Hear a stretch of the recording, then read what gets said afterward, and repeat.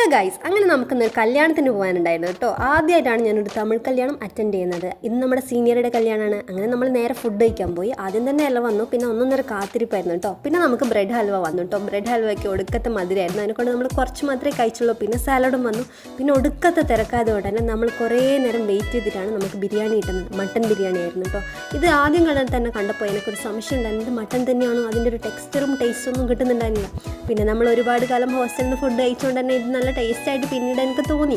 പിന്നെ നമ്മൾ അങ്ങനെ ആസ്വദിച്ചങ്ങോട്ട് കഴിച്ചു. അങ്ങനെ പിന്നെ 2-3 ചേട്ടന്മാർ വന്നിട്ട് നമുക്ക് ചിക്കൻ ഫ്രൈ ഒക്കെ ചറപ്പറയെന്നും പറഞ്ഞ് വെക്കലായി. പിന്നെ വേണമെന്ന് ഇവരിങ്ങനെ ഇടയ്ക്കിടയ്ക്ക് ചോദിക്കുന്നുണ്ടായിരുന്നു കേട്ടോ. പിന്നെ നമ്മൾ അതിൻ്റെ ടേസ്റ്റ് നോക്കിയപ്പോൾ ഒടുക്കത്തെ ടേസ്റ്റ് ഉണ്ടായിരുന്നു, നല്ല ചൂടുണ്ടായിരുന്നു കഴിച്ചു. അങ്ങനെ അതും കൂട്ടി കഴിച്ചു. പിന്നെ ലെഗ് പീസ് കിട്ടിയ സന്തോഷത്തിൽ നമ്മളത് കടിച്ചു വരയ്ക്കുകയും ചെയ്തു. അപ്പുറത്തുനിന്ന് ഇപ്പുറത്തുനിന്നൊക്കെ ആൾക്കാർ നിറച്ചും ഇങ്ങനെ നോക്കുന്നുണ്ടായിരുന്നു. പക്ഷെ നമുക്കാരും അറിയില്ലല്ലോ.